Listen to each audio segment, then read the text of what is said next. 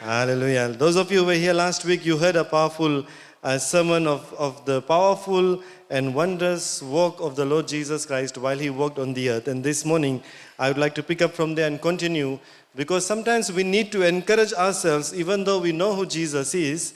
Sometimes we need to encourage ourselves and remind ourselves of the power and authority that he possessed while he walked the earth. Because when we become sick, especially those who are Christians, sometimes we forget that we have one who can deliver us, that we know the name that is above all names. And this morning we'd like to go back to the basics, go back and read what Jesus did when he walked the earth. So today we'll read from Mark chapter 1, and if you have your Bibles with you, you can open to Mark chapter 1. If you do not have, that's totally okay, because we'll have it on the screen before us. We'll read from verse 21 and onwards, and we'll take a portion at a time, and we'll see what the Lord is trying to teach us today. So Mark chapter 1, verse 21 to 28 will be the first portion that we'll be looking at. And the Bible says, "Then they went into Capernaum," that is Jesus and his disciples, "and immediately on Sabbath he entered the synagogue and taught. And they were astonished at his teaching, for he taught them as one having authority and not as the scribes. Now there was a man in their synagogue with an unclean spirit, and he cried out, saying, 'Let us alone. What have we to do with you, Jesus of Nazareth? Did you come to destroy us? I know who you are, the Holy One of God.' But Jesus rebuked him, saying, 'Be quiet and come out of him.' And when the unclean spirit had convulsed him and cried out with a loud voice, he came out of him. Then they were all amazed, so that they questioned amongst themselves, saying, 'What is this? What new doctrine is this? For with authority he commands even unclean spirits, and they obey him.' And immediately his fame spread throughout all the region around Galilee." Praise the Lord. Here we see that Jesus has entered the synagogue on the day of the Sabbath, and he's teaching in the synagogue. We learn of his authority from this portion. First of all, the people recognized this authority immediately. When he started to teach, they started to talk amongst themselves, because they recognized that he was teaching with authority. So in the synagogue in those days, they would be reading from the scriptures, and people who are familiar with the scriptures would be given a chance to explain what they have read. And in this instance, that's why we see that Jesus is explaining the scriptures to the people who are present in that place. But something was different this time. When Jesus was speaking, when compared to the scribes, he was speaking with authority. And dear people, I'd like to explain to you where this authority was coming from. The first point that I'd like to share with you is that Jesus taught with authority because he had that authority. It's a simple sentence, and I hope you have got the point. He taught with authority because he had that authority. How did he have that authority? Because God the Father sent him with that authority. That he was the true Son of the Lord, and he had that authority from the Father. Praise the Lord. So he wasn't quoting from any man. He wasn't trying to get things from what people have taught. He was communicating to them directly what God had told him, because he was the Son of God. He had all authority. And that's why he was speaking with authority. And the people in the synagogue immediately recognized that the person who is standing before them, something is different, because the things that he's sharing with authority. Second reason, he spoke with authority because he knew what he was talking about. The scribes, they were well versed with the word. They knew the scriptures.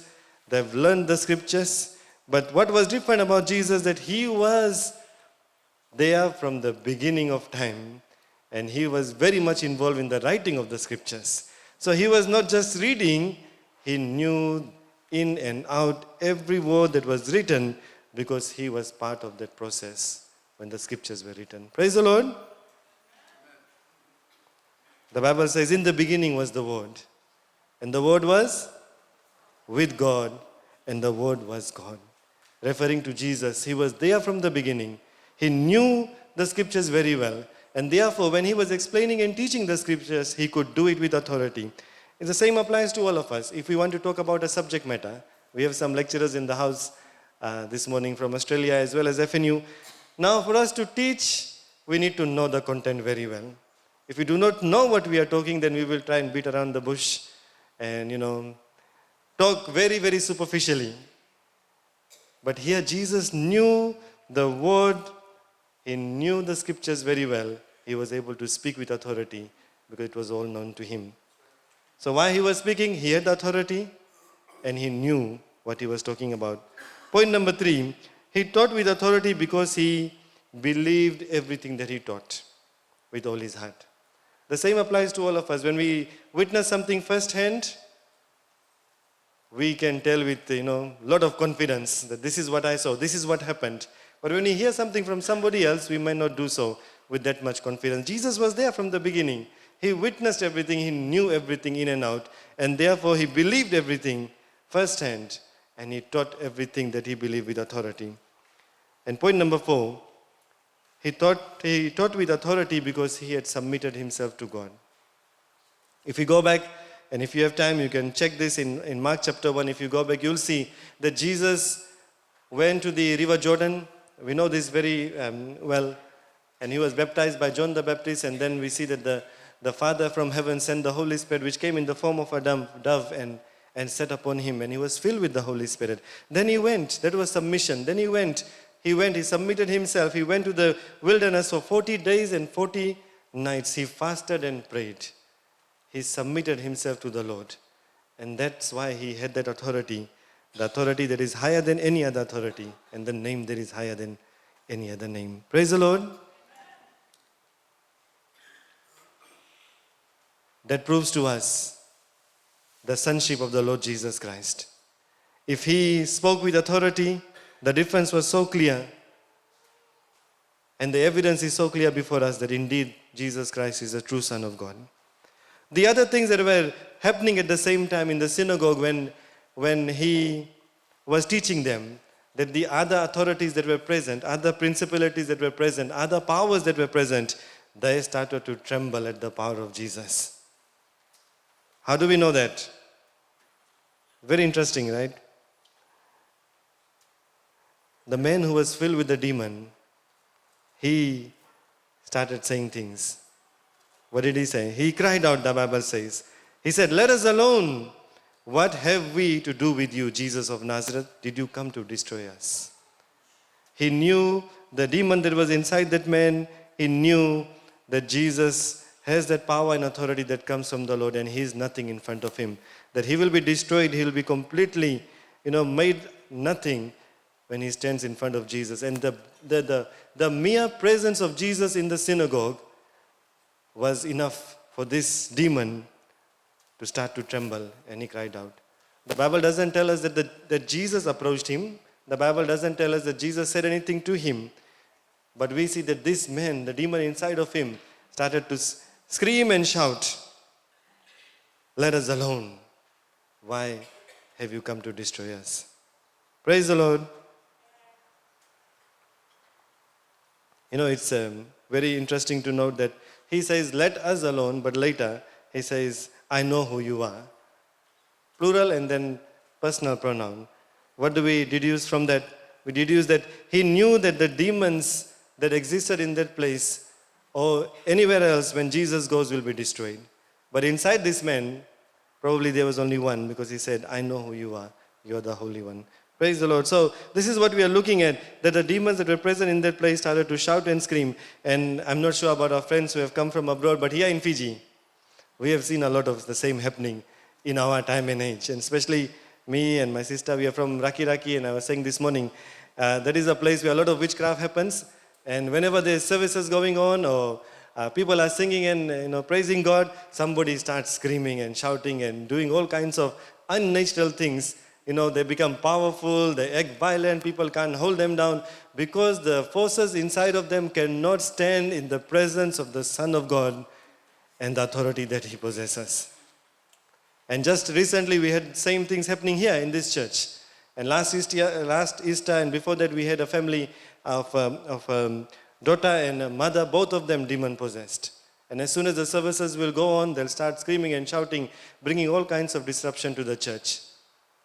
And during Easter service, I remember Auntie Annie and we were downstairs praying for the daughter and the mother.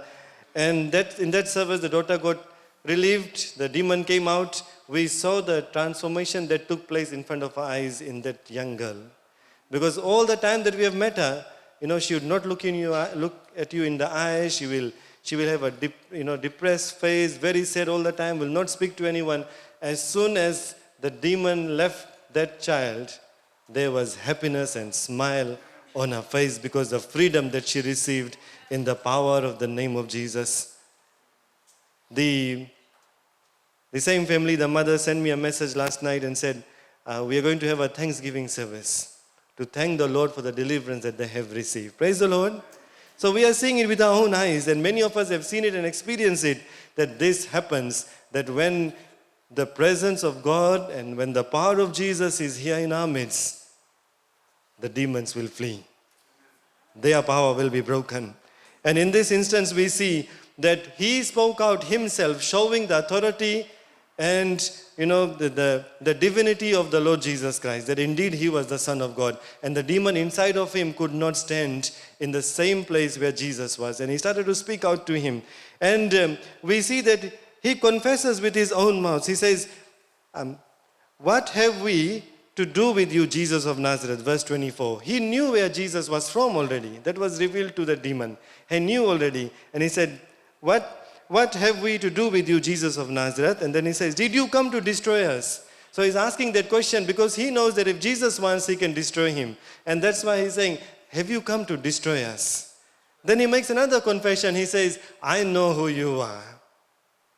The demon knew who he was. The leaders, the religious leaders, and those who knew the Lord and were God's people, they failed to recognize who Jesus was at that time. They did not see him as the Son of God. But the demon knew who he was. And he wanted to confess, and he confessed. He says, I know who you are, the Holy One of God. Praise the Lord. Praise the Lord. In the Old Testament, it was already prophesied that God will send a Holy One. And the Holy One can only be his Son. And the demon has confessed it in front of all the people, that Jesus has that authority. What happens next? Jesus rebukes him. Jesus rebukes him. He doesn't do any hocus and pocus or, do all the tantra mantra we say in Hindi or, perform all the rituals that witch doctors and other people do. He just rebuked him straight away. And he said, be quiet, shut up. It may sound weird when I say it from here, but that's what he said. He rebuked him and he said, shut up. Because he had no authority. The demon had no authority over him. He said, be quiet and come out of him. He didn't do anything. Just the power that he has.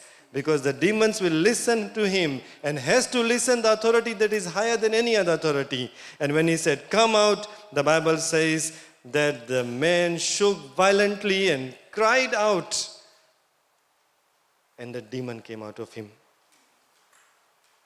Praise be to the name of Jesus. The power that he possesses, the authority that he possesses.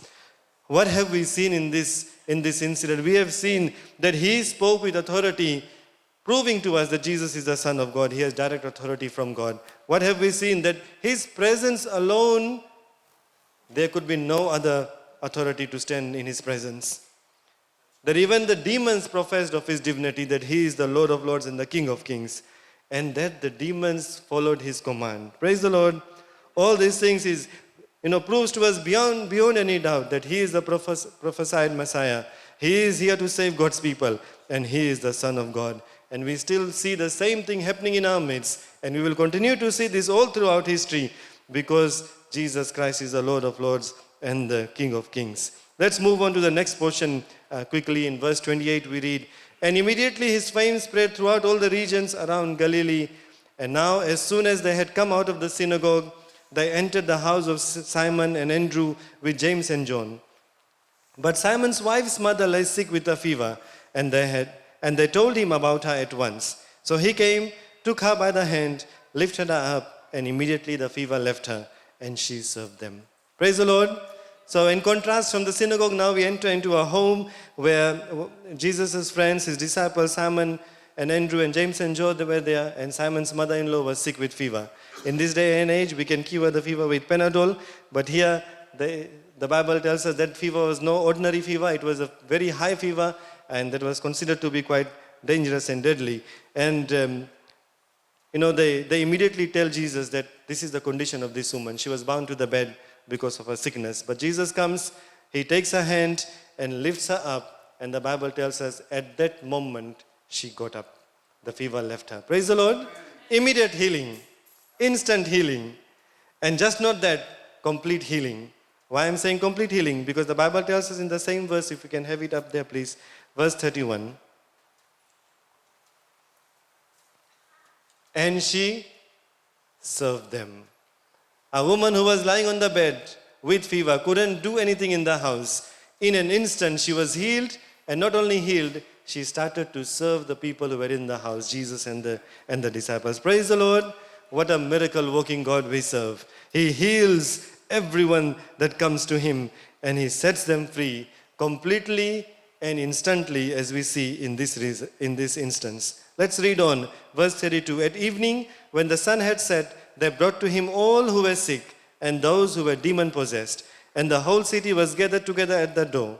Then he healed many who were sick with various diseases and cast out many demons, and he did not allow the demons to speak because they knew him. So by this time the word has spread. Everyone has known what Jesus has done in the synagogue. And when the Sabbath was over, when evening had come, they had the freedom to move around. The Bible tells us they brought the sick. So everyone that knew somebody who was sick, they brought him.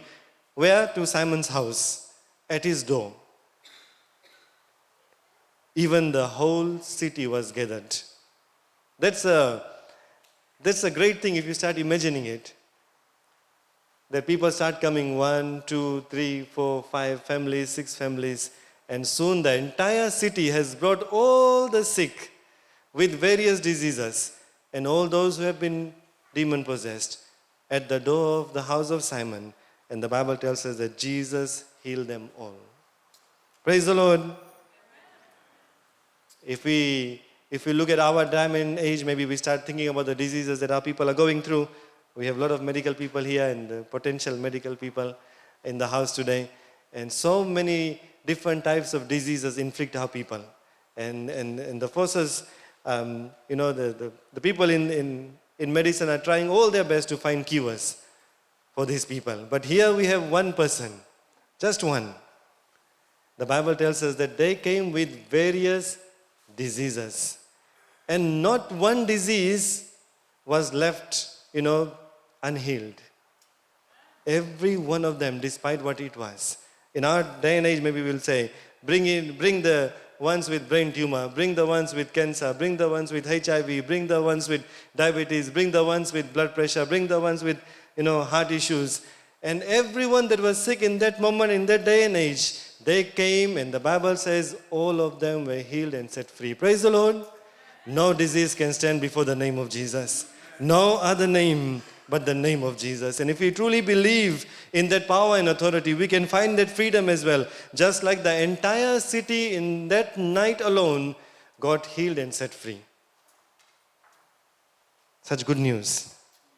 Such great news for every one of us. And it also notes that there were many who were demon-possessed again, and Jesus did not allow them to speak. All authority has been given to him. Verse 35 onward says, And now in the morning, having risen a long while before daylight, he went out and departed to a solitary place, and there he prayed. And Simon and those who were with him searched for him. When they found him, they said to him, Everyone is looking for you. But he said to them, Let us go into the next towns, that I may preach there also, because for this purpose I have come forth. And he was preaching in their synagogues throughout all Galilee and casting out demons. Praise the Lord. So we see that in the morning, when even before daylight, long before that, he went into a quiet place to pray. And many times, this is a great lesson for all of us. Being the Son of God, for all those who call ourselves Christians, being the Son of God, Jesus thought it was so important to take time out every day and spend in the presence of his Father. He was communing with him in a quiet place where he was alone so he can pour out his heart to him. Remember what has happened the night before. At sunset, the people have come. The entire city came. He was busy healing them. I'm not sure up till what time that went on. But the Bible also says that early in the morning, he departed from them and he went and he found a solitary place and there he was praying. How much more we need to do as well, dear people. Many times, when we get busy, when we are tired, we find excuses not to pray. But here we see Jesus was busy whole night and he must have been physically tired, yet he spent more time in prayer because he needed to be refreshed and renewed with the Lord. And he must have gone and poured out his heart to his Father and received the strength that he needed from him. Praise the Lord. Then when the disciples looked for him and they said, everyone is looking for you, he was not worried about popularity, that by that morning people have again gathered around to find healing from him. But he said, let us go into the next town, because the whole purpose for him being on the earth was to tell everyone that God loves them very much. And he didn't want to get bogged down into that city where he'd already told the people that God loves them very much. He wanted to go to the next city or next town, because that was the purpose for his coming to the earth, to tell the people of the goodness of God, the love of God and the kingdom of God. Praise the Lord. And he went and continued to do that in the other places and cities. We read from verse 40 onwards about a very interesting story once again of healing, leprosy, well known to many of us. Not so common here now because medicine has found a way to take care of this disease. But in this time and age, there was no cure for leprosy. And the Bible says in verse 40, now a leper came to him, imploring him, kneeling down to him and saying to him, if you are willing, you can make me clean. Then Jesus, moved with compassion, stretched out his hand and touched him and said to him, I am willing, be cleansed. And as soon as he had spoken, immediately the leprosy left him and he was cleansed. And he strictly warned him and sent him away at once and said to him, see that you say nothing to anyone, but go your way and show yourself to the priest and offer for your cleansing those things which Moses commanded as a testimony to them. However, he went out and began to proclaim it freely and to spread the matter, so that Jesus could no longer openly enter the city, but was outside in deserted places, and they came to him from every direction. Again, we see a wonderful account of healing taking place. A lot of compassion that is being demonstrated by Jesus. And leprosy is a disease that eats away your skin and your flesh. And it's very contagious. It spreads from person to person. And at that time, there was no cure. There was no, medical breakthrough. People with leprosy were left alone.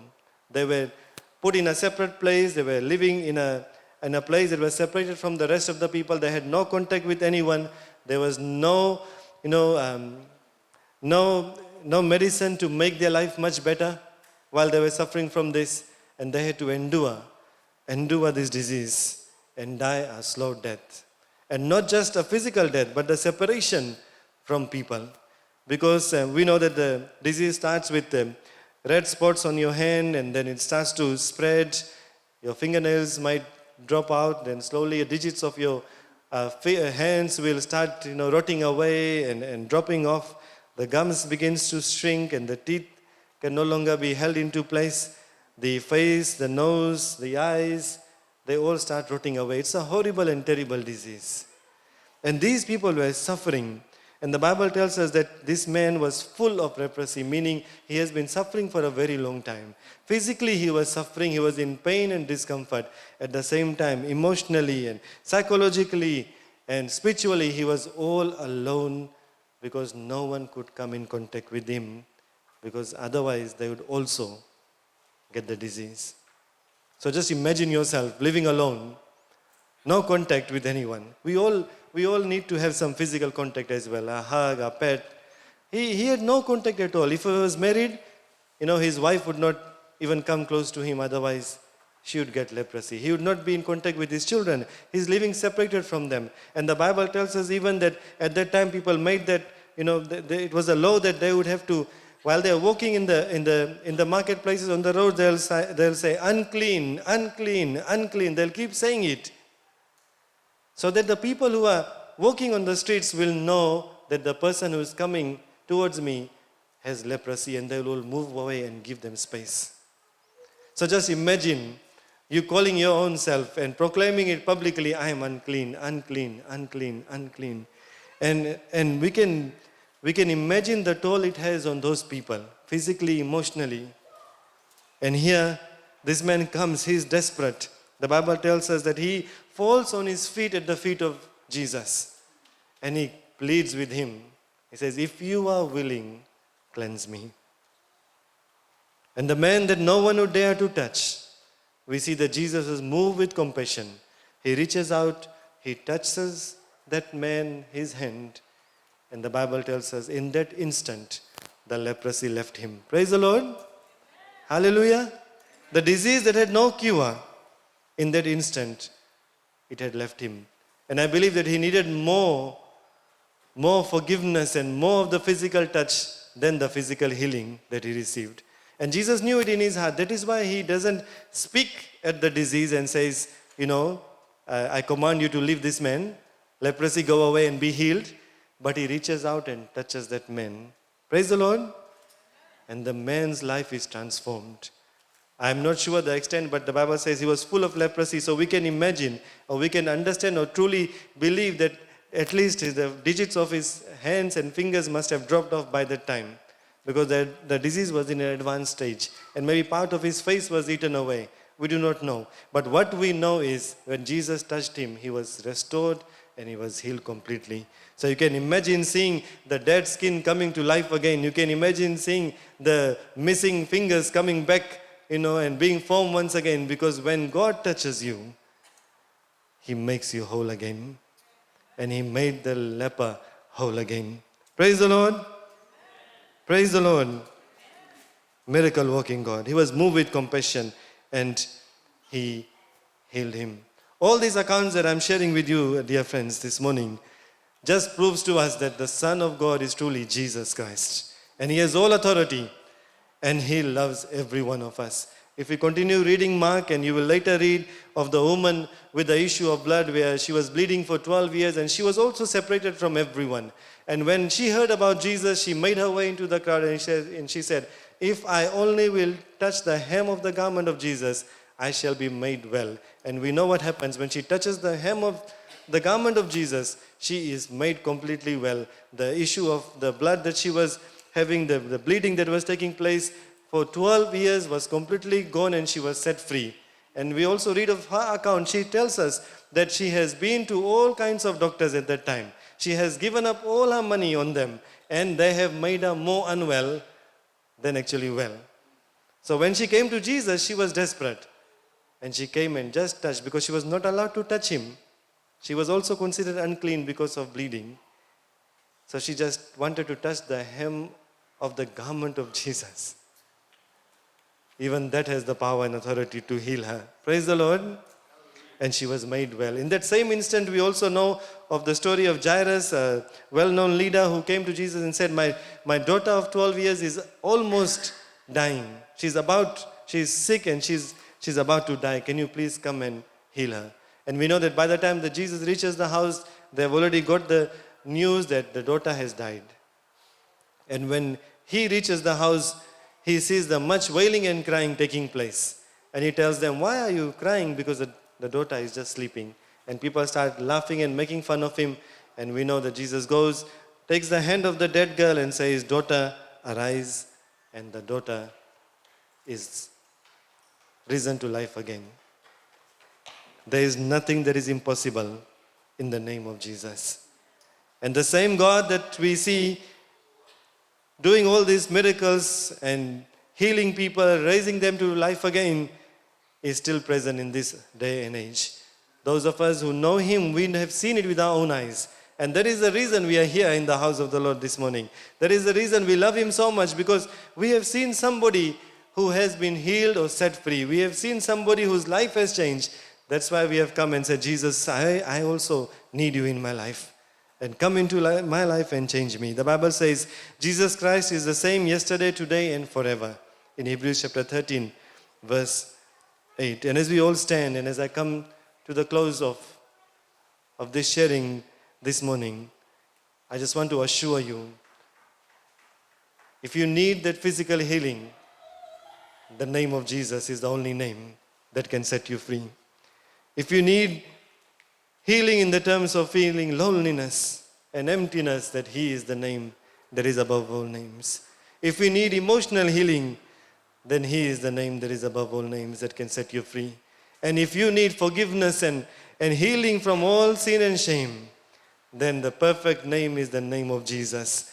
No other name can heal us and set us free. Would you all please stand with me? Isaiah chapter 53, verse 4 to 5 says, "Surely He took up our pain and bore our suffering, yet we considered Him punished by God, stricken by Him and afflicted. But He was pierced for our transgressions, He was crushed for our own iniquities. But the punishment that brought us peace was on Him, and by His wounds we are healed." Because of the work of the Lord Jesus Christ on that cross, this morning, that healing is for all of us. Because He died on the cross, He took away all our pain and our suffering. When we call upon His name, we can be partakers of that freedom from all sin and shame. And this morning, He is offering that healing to all of us. Not just from physical sicknesses, but also spiritual healing. And how is He offering that to us? He is offering it in the form of His love. For God so loved the world, the Bible tells us, that He gave His only begotten Son, that whoever believes in Him shall not die, but have everlasting life. God has loved us so much that He sent His Son Jesus. And He is not just our God, we have a relationship with our Father in heaven because of the work that Jesus did. And because Jesus died on that cross, we are sure that we will not be condemned, but we have a place which He is preparing for us. And we all know that our time here on this earth will come to an end. We may receive physical healing from all sicknesses, but a time will come when we will close our eyes and we will leave this place. We will die, and surely there is life after death here on this earth. And the Bible tells us, maybe we do not know where we will end up, but the Bible tells us that when we know Jesus, then there is a place that He is preparing for us. And that place is a wonderful place, because the Creator of this universe has made that home for us. And He has prepared it, and He says, "Where I am, there you may be also." So if we invite Him in our hearts, if we allow Jesus to come in our hearts, if we are willing to have a relationship with Him, then we can be partakers of this promise, where we will be in a place where God has made for us. Even when we close our eyes and die of our physical bodies in this earth, we will be in a better place, in a home that has been made by Him. And when His disciples wanted to know from Jesus how to get to that place, He said in John chapter 14, "I am the way, I am the truth, and I am the life. No one goes to the Father except through me." He is the only way. He is the only way, and there is no other way. To experience the love of God, we need to experience the love of Jesus and invite Him in our hearts. And He is calling out to you, saying, "Come, I am offering you love and forgiveness and healing, hope, everlasting life." He is great. He does miracles that are so great. And there is no one else like Him